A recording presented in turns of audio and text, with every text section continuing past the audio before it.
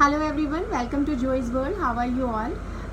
So today I'm going to discuss the new education policy 2020 which has just been introduced, and I must say this is a very good initiative by the Indian government, and I hope that this will bring a change in the future of learning and teaching.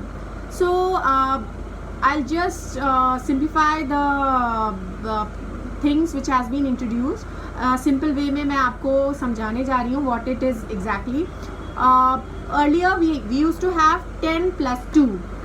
Now it has been break down into 5 + 3 + 3 + 4.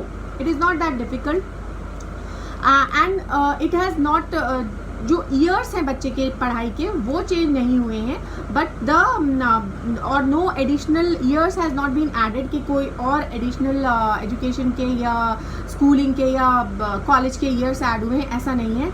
उसी जो system है हमारा उसको ही break down किया गया है अलग levels में. And the best part which I find is the जो प्ले स्कूल और क्लास 1 and 2 को मर्ज किया गया है. It is a very good thing. Like पहले जो होता है था कि play school, kindergarten and then class 1 and 2. So class 1 and 2 में जो है एकदम से पढ़ाई बढ़ जाती है, बर्डन बढ़ जाता है. लर्निंग, रीडिंग, राइटिंग, एग्जाम्स, सारी चीज़ें बच्चे पर एकदम से आ जाती हैं. सो वो चीज़ को सिंप्लीफाई, वो चीज़ को ईजी करने के लिए, बर्डन कम करने के लिए प्ले स्कूल, किंडरगार्टन और क्लास 1 and 2 को मर्ज किया गया, 5 years किया गया उसको.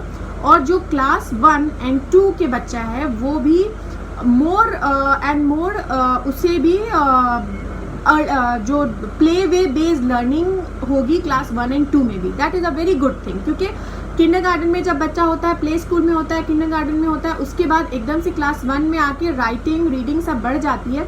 वो चीज़ के लिए आई एम वेरी हैप्पी.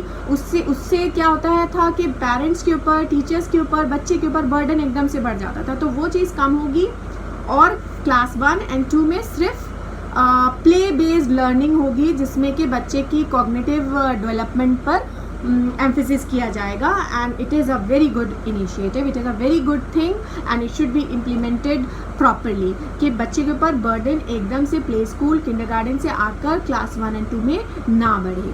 तो ये हो गया फर्स्ट पार्ट जो डिवाइड किया गया है.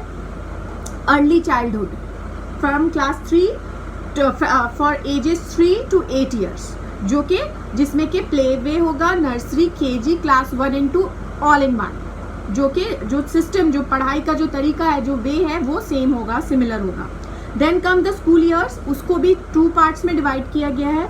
प्री प्रायोरिटी जो है उसमें 8 to 11 years के बच्चे होंगे, जिसमें कि क्लासेस 3 to 5, उसमें भी जो है पढ़ाई के जो बर्डन है उसको कम करने के लिए इसमें भी न्यूमरेसी, अल्फ़ाबेट्स, लैंग्वेजेस और साइंस एंड आर्ट्स, ये सब चीज़ों को इजी वे में, प्ले वे मेथड में पढ़ाने के स्टेप्स को इंक्लूड किया गया है, ना कि जो रोट लर्निंग को हटाया गया. रोट लर्निंग नहीं होगी, बच्चे का जो रट्टाफिकेशन जो होता था वो चीज़ को हटाया गया है, और more and more play based learning, experiments के साथ बच्चों को लर्न कराना, इस पर एम्फेसिस किया गया है for class till class 5th तक.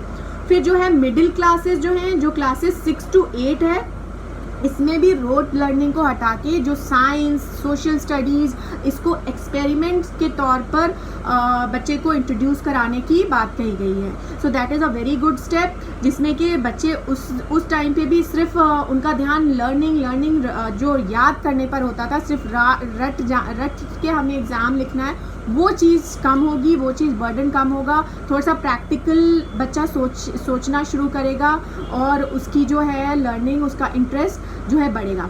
एंड एक और चीज़ यहाँ पे इंक्लूड की है कि मदर टंग में बच्चे को पढ़ाया जाए. सो 3 लैंग्वेजेस होंगी जो कि स्टेट्स डिसाइड करेंगी कि कौन सी 3 लैंग्वेजेस हो, बट मदर टंग में पढ़ाने के लिए अप टू क्लास 8 वो दिया गया है स्कूल्स को, वो फॉलो करना होगा कि मदर टंग में बच्चे को पढ़ाना है, जिससे कि उसे समझ में ईजिली आ सके कोई भी subject. Then come the secondary stage, जिसमें कि क्लास 9 to 12 है.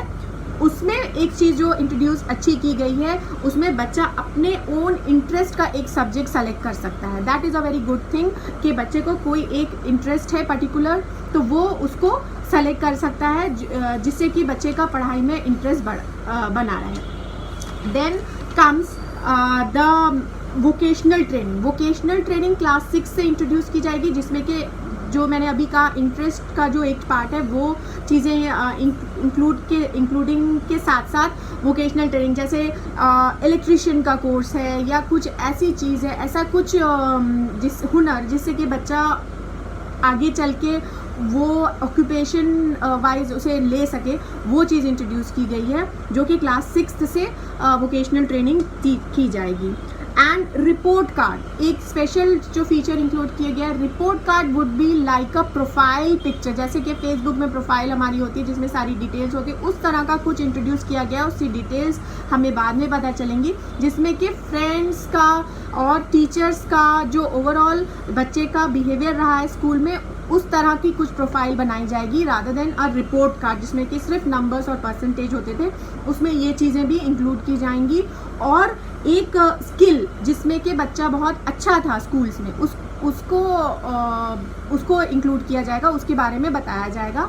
And at the end of the school he should be expert in one skill, एक स्किल में उसको एक्सपर्ट होना ज़रूरी है या उसको एक्सपर्ट होने के लिए होगा। और टीचर्स के लिए बात कही गई है, टीचर्स की कुछ स्पेशल ट्रेनिंग होगी, कैटेगरी वाइज कैसे हैंडल करना है स्कूल्स में, उस चीज़ की कुछ ट्रेनिंग की जाएगी, जिसकी details will get later on. Book promotion पे, that is a very good thing, जो कि फॉरेन कंट्रीज़ में बहुत ज़्यादा इस पर ध्यान दिया जाता है from early stages of learning, कि रीडिंग बच्चे की अच्छी हो, जिससे कि वो ज़्यादा से ज़्यादा पढ़ सके और आगे जाके उसे पढ़ने में दिक्कत ना हो। इसे इनिशियल स्टेजेस पर उस पर एम्फेसिस किया गया है। रीडिंग पर नेशनल बुक पॉलिसी अप्लाई की गई है, जिससे कि बच्चा रीड करे, रीडिंग हैबिट्स उसकी, रीडिंग स्किल्स उसकी एनहांस हो। सो that is a very good thing, जो कि अर्ली स्टेज से बच्चे के लिए बहुत ही अच्छा होगा। एंड अब हम बात करें, ये हो गया स्कूल का, अब बात करते हैं हम ग्रेजुएशन, जो कि कॉलेज लेवल के लिए है। कॉलेज लेवल के लिए एक बहुत अच्छी चीज़ इंट्रोड्यूस की गई है, that is multiple exit and entry. अगर स्टूडेंट ने एक साल कॉलेज में किया and if you want to exit, अगर किसी भी रीज़न से वो छोड़ना चाहता है तो वो छोड़ सकता है, गैप ले सकता है, बट एक प्री डिटरमाइंड एक टाइम पीरियड होगा, उस टाइम पीरियड तक वो वहाँ एग्जिट करके फिर से वो चाहे बाद में अपनी पढ़ाई कंटिन्यू करना, ईयर्स कंटिन्यू करना, जो बच गए हैं वो कर सकता है। तो ये एंट्री और एग्ज़िट का बहुत अच्छा है। किसी वजह से बच्चे अगर नहीं पढ़ पाते हैं, कॉलेज की पढ़ाई पूरी नहीं कर पाते हैं, तो उन्हें छोड़ देना पड़ता है। तो यहाँ पर वो नहीं होगा, बच्चे एक साल छोड़ दें, एक साल या 2 साल करके फिर they can exit and they can take a reentry in the college. So that is a very good thing. And एक ये चीज़ है, एक मेन सब्जेक्ट के साथ वो अपनी पसंद का एक सब्जेक्ट ले सकते हैं, जैसे म्यूज़िक में किसी को इंटरेस्ट है, स्पोर्ट्स में इंटरेस्ट है, तो वो उसे उसमें इंक्लूड कर सकते हैं, ताकि वो अगर पढ़ाई में ही सिर्फ अगर वो ना आगे करना चाहे, कुछ अपना ऑक्यूपेशन कुछ और करना चाहता है म्यूज़िक में, आर्ट में, तो वो उस चीज़ से वो इंक्लूड करके वो आगे पढ़ सकता है as a secondary subject. So that is a very good thing. और कॉलेजेस के लिए एक चीज़ की गई है, ग्रेडेड ऑटोनॉमी। अगर ABC ग्रेड्स जो होते हैं कॉलेज के, तो कॉलेजेस को ये करना होगा कि अपने ग्रेड्स को इम्प्रूव करना होगा। अगर कोई कॉलेज C पे है तो उसे B में लाने की कोशिश करनी होगी, B पे है तो A पे, A+ पे। तो ये चीज़ 0 to 15 ईयर्स के टाइम पीरियड में उसको अपना करना होगा। अगर वो कॉलेज नहीं कर पाता है तो उसका एफिलिएशन जो है वो रद्द कर दिया जाएगा। So this is a very good thing. इससे कॉलेजेस को अपने चीज़ों में इम्प्रूव करना, अपने कॉलेजेस की पढ़ाई को वो ज़्यादा ध्यान देंगे कॉलेजेस। एंड एक और चीज़ है, फ़ी कैप की गई है कॉलेजेस की, चाहे वो प्राइवेट कॉलेज हो या गवर्नमेंट कॉलेज हो, एक पर्टिकुलर फ़ी के से ज़्यादा वो चार्ज नहीं कर सकेंगे, तो फ़ी कैप की गई है, ये बहुत अच्छी चीज़ है। एंड एक और चीज़ इंट्रोड्यूस की गई है, NRF, that is national research foundation, जैसे कि NSF नेशनल साइंस फाउंडेशन होता है US में, उसी तरह का इंडिया में इंट्रोड्यूस किया गया है रिसर्चर्स के लिए जो रिसर्च करना चाहते हैं किसी भी टॉपिक पर. सो ये सिर्फ साइंस के लिए नहीं, इन जर्नल है. कोई भी टॉपिक पे अगर रिसर्च करना चाहता है स्टूडेंट तो वो उसके लिए कर सकता है. तो वो उसके लिए एक नई चीज़ इंट्रोड्यूस की गई है. सो ये कुछ बेसिक पॉइंट्स हैं जो कि हमारे सिस्टम में, एजुकेशन सिस्टम में जो न्यू पॉलिसी आई है उसमें चेंजेस किए गए हैं. And this is a very good initiative. And अगर ये चीज़ें सही तरीके से इम्प्लीमेंट होती हैं तो हमारे लिए, हमारे बच्चों के फ्यूचर के लिए बहुत अच्छी होंगी. And I am very happy with that.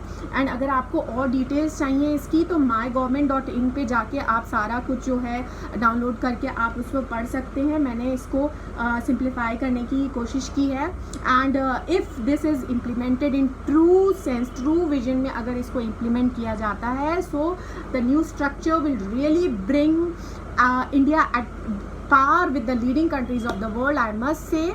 And I hope and pray for the future of our students, that they bring laurels to our country, and wish them good luck. And so that's it for now, and hope you are all doing good, and good luck for your future and happy learning. Bye for now.